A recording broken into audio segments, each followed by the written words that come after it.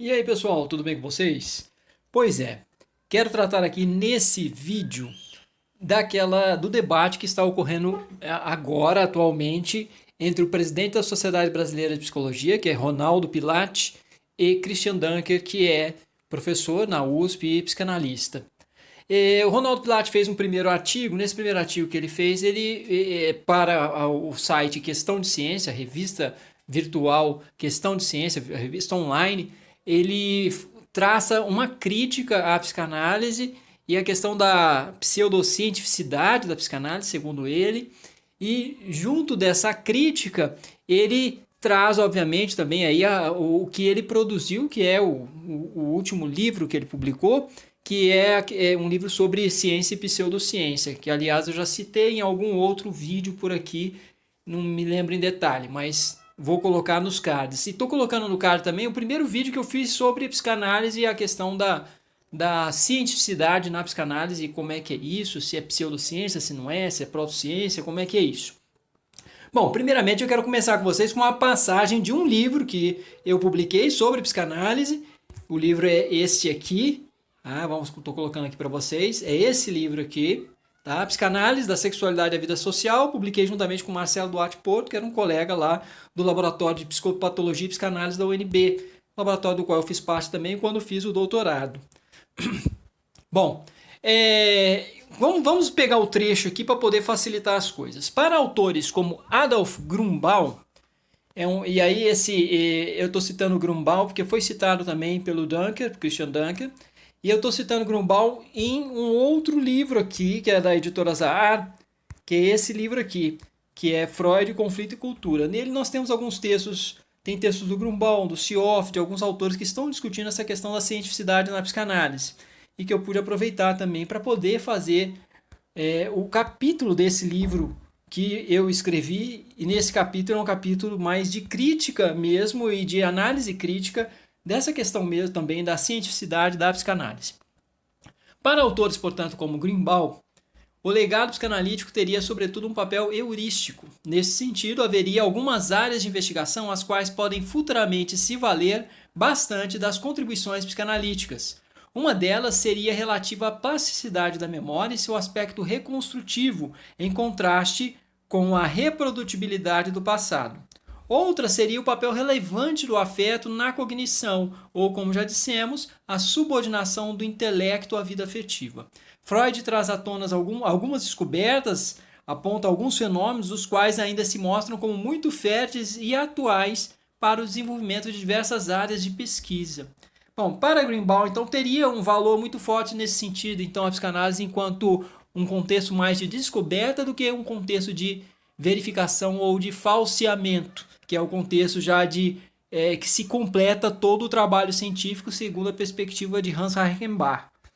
Grünbaum, então, nesse livro que eu acabei de citar para vocês, só que mais adiante a questão é uma questão colocada por Pilatti, depois ao contra-argumento do Dunker, que é a questão da falseabilidade, se a psicanálise permite falseabilidade ou não depois de mais de 100 anos de história de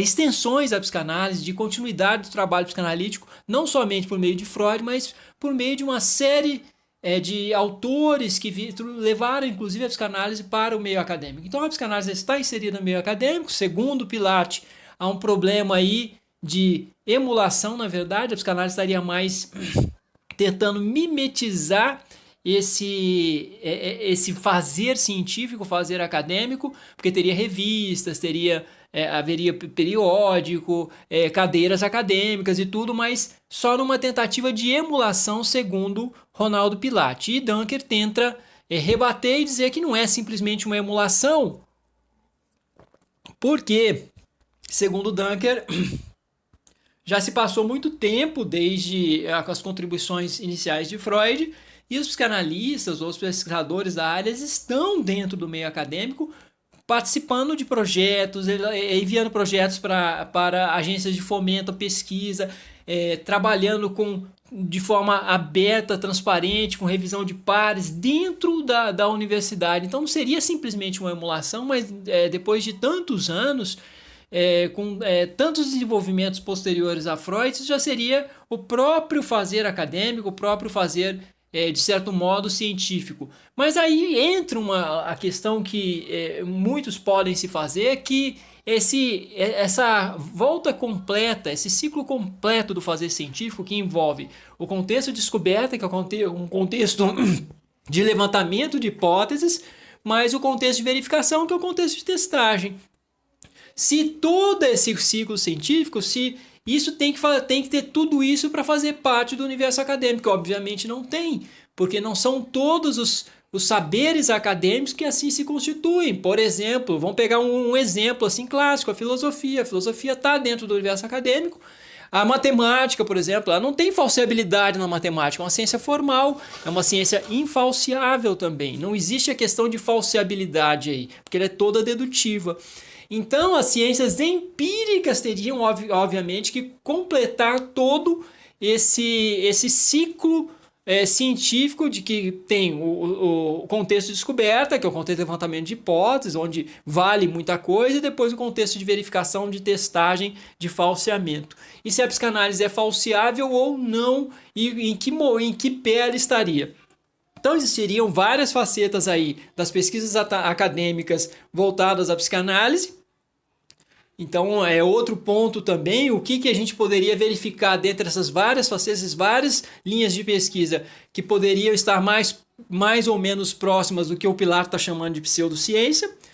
E outro ponto também é como que nós vamos equalizar tudo que é tradicionalmente classificado como pseudociência com a psicanálise. Como é que a gente coloca tudo no mesmo balaio? Colocar, por exemplo, astrologia e psicanálise no mesmo balaio são coisas muito diferentes em termos de desenvolvimentos históricos, em termos do quanto que tiveram de penetração no meio acadêmico, no meio científico, debate acadêmico com todos os requisitos ou boa parte dos requisitos acadêmicos. Então não dá para simplesmente talvez dizer que a psicanálise é uma pseudociência no mesmo nível que é uma astrologia da vida, por exemplo. Então, talvez existam aí gradações que precisem fazer parte do debate. O Dunker está dizendo que o Grunbaum, por exemplo, que eu estou colocando aqui, demonstra que a psicanálise passou a ter uma série de elementos dentro do universo acadêmico e científico como elementos falseáveis, elementos passíveis de testagem, que é isso que a ciência demanda. Porém, tem aqui o contraponto de Ilan Bensusan, que é Bensusan, não sei exatamente a pronúncia, que é um filósofo, professor aqui de filosofia na Universidade de Brasília. E num artigo de 2002 ele escreve assim, esse artigo dele pode ajudar um pouco a iluminar a questão. Ele diz assim: penso que a legitimidade epistêmica da psicanálise, isto é, o seu direito a considerar que conhece, não pode ser muito facilmente defendida se a tarefa é defender seus marcos teóricos como um todo. Não apenas, de fato, isso eu já coloquei para vocês, não apenas ela apresenta minguados recursos para que seja posta em teste e apresenta dificuldades para quem quer aceitá-la e manter uma recomendável vulnerabilidade a argumentos, mas ela parece fazer uso de conceitos e procedimentos de inferência mal motivados e que revelam que ela pratica uma maneira de pensar extremamente restringida por preconceitos que ela não escolheu e que limitam severamente sua capacidade de pensar livremente e, portanto, de responder ao mundo. Não quero dizer com isso que os psicanalistas e mesmo Freud não tenham tido boas ideias e, eventualmente, não tenham contribuído muito para nosso conhecimento da mente humana. Estou convencido de que há muito de importante e frutífero na psicanálise que não deve ser desprezado ou abandonado. Tais coisas devem servir como guia e inspiração. Gostaria, no entanto, que pudéssemos pensar sem os preconceitos e as limitações que parecem estar emaranhados no corpo teórico da psicanálise e que pudéssemos ser livres para abandonar mesmo os nossos hábitos intelectuais e profissionais mais arraigados. Assim poderíamos tentar ser dignos da liberdade e da responsabilidade que permitem que nós conheçamos o mundo e que decorrem de nossa complicada e vulnerável condição humana. Esse é um ponto que ele coloca, mas mais adiante ele vai dizer que houve uma mudança na teoria da sedução, na psicanálise, que tornou ela menos falseável. E aí, assim, claro, existem perspectivas ou conceitos psicanalíticos que de fato são pouco falseáveis ou não falseáveis, mas talvez existam outros que são falseáveis ou que não são falseáveis no momento que nós não temos recursos técnicos para poder falseá-los, recursos tecnológicos, porque nem tudo o que não podemos testar hoje não quer dizer que não tenhamos recursos tecnológicos para vir testar no futuro, né? Então, nesse sentido, um aspecto que é muito discutido no pensamento freudiano é a teoria da sedução. Trata-se da concepção inicialmente adotada por Freud na etiologia da histeria. Ele elabora essa teoria entre 1895 e 1897. Ele relaciona o surgimento das neuroses ao abuso sexual infantil. Os neuróticos teriam sofrido alguma espécie de abuso e assim o recalcado. Desse modo, inicialmente, como a formulação do método catático, depois, a partir do método da associação livre, Freud procedia a tentativas constantes de recuperação de memórias de seus pacientes. Contudo, posteriormente, começou a duvidar da fidedignidade dos relatos de seus pacientes, começou a perceber que nem tudo o que diziam correspondia ao que de fato tinha acontecido. Narravam ter sofrido abuso, quando isso muitas vezes não tinha de fato ocorrido. Começa então a formular outra teoria, a qual procura demonstrar que os abusos anteriormente narrados se tratavam, na verdade, de fantasias sexuais infantis. Isso evidencia uma falha fundamental neste procedimento de recuperação de memórias. Elas podem ser rearranjadas, reformuladas, alteradas. Isso abre, obviamente, um novo e fértil campo de estudos, o da plasticidade da memória. Freud deflagra a possibilidade concreta de falsas memórias. Então, olha só, Freud aponta isso e isso hoje é demonstrado. É interessante, né? As quais, essas falsas memórias, são atualmente testadas em nível experimental. Há diversas evidências experimentais consistentes para a existência delas, e é muito importante levá-las em conta, já que muitos estragos podem ser provocados a pacientes por meio de tentativas desastradas de recuperação de memórias que nunca existiram.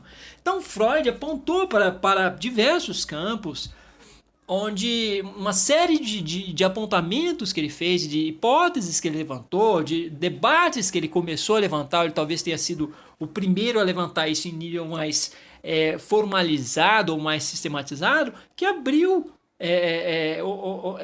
assim, oportunidades de investigação para alguns fenômenos que depois foram testados, foram levados para a falsabilidade, para a testagem experimental. Então, existe essa perspectiva protocientífica, é isso que eu tentei colocar no vídeo que eu estou colocando no card para vocês, de que talvez a psicanálise não seja, não faça muito sentido classificá-la exatamente como pseudociência, mas como protociência, não, né? E, claro, alguns setores da psicanálise, como ressalta Ben Susan, eles podem ser vistos sim como pseudocientíficos, que são aqueles mais resistentes, ou são aqueles acadêmicos, ou mesmo aqueles psicanalistas mais resistentes à testagem e que trabalham muito com a argumentação, argumento de autoridade. Então, quem trabalha muito com apelo à autoridade, que, sendo Freud, vê-se que não existe muita perspectiva crítica de falseamento, de tentar refutar, e somente a tentativa de reafirmar e confirmar mesmo o viés de confirmação como algo muito presente, aí sim talvez pudesse se ver um ranço mais pseudocientífico e não tão protocientífico, que seria talvez aí o mais saudável para a psicanálise, que é essa proposição de uma série de hipóteses que devem ser testadas, e isso deve ser encorajado na comunidade psicanalítica, né? Então, o que talvez hoje faça muita falta é de ter mais os departamentos que estão ligados à psicanálise, ter uma perspectiva maior de experimentação, de testagem, de refutação mesmo, de falseamento das proposições colocadas por Freud, que essa seria uma perspectiva de fato mais científica. Essa mudança na teorização freudiana possui um papel crucial na gênese do campo psicanalítico, segundo Laplanche e Pontalis. Laplanche e Pontalis é o dicionário do vocabulário de psicanálise. É clássico considerar o abandono por Freud da teoria da sedução como um passo decisivo para o advento da teoria psicanalítica e para colocar em primeiro plano as noções de fantasia inconsciente, realidade psíquica, sexualidade infantil, espontânea, etc. Por outro lado, esse abandono da teoria da sedução também abriu brechas para algumas críticas, como a de Ben Susan, como eu coloquei, e Sioff. Sioff é temos aí um outro autor que entra, tá? Ele também tem um artigo nesse livro de da Freud, Conflito e Cultura, como ele tem esse livro aqui, que eu até encomendei pela Amazon, demorou um tempão para chegar e depois eu não dei conta de dominar a obra toda, tá? Freud e a questão da pseudociência. A gente fica, inclusive, com dificuldades para dominar uma obra que está em outro idioma, aquela coisa toda, né? Bom, mas vamos lá. Então, Sioff enuncia assim, entre aspas, abre aspas. Ao abandonar a teoria da sedução, Freud passou de uma teoria epidemiologicamente verificável para outra que não pode ser testada em termos de epidemiologia. Os episódios de sedução distinguiam os neuróticos dos não neuróticos. As fantasias incestuosas não. A sedução tinha implicações profiláticas. As fantasias não têm. A sedução tinha uma localização espaço-temporal. As fantasias não. E isso está no texto do Sioff, nesse livro, Freud, Conflito e Cultura. Então, basicamente, o que eu gostaria de fechar aqui para vocês é isso. Se a psicanálise ela não é ciência, é uma pseudociência, isso faz com que tudo que vem sendo construído, em termos inclusive acadêmicos, seja totalmente descartável.